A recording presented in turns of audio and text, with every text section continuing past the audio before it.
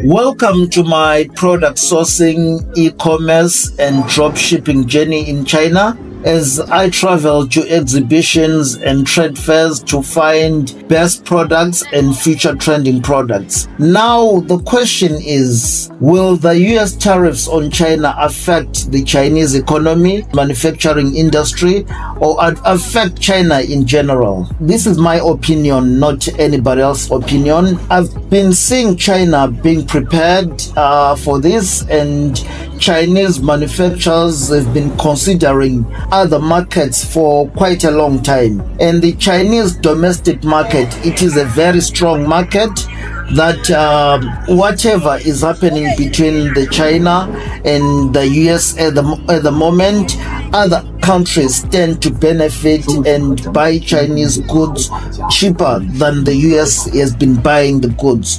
Although Chinese manufacturers previously preferred the US market, now they've been opening up and targeting other markets such as Africa and South America. If you want to know more about sourcing products and buying products from China, please subscribe and drop a comment below, as I'll be visiting factories to show you the manufacturing processes and inspecting the products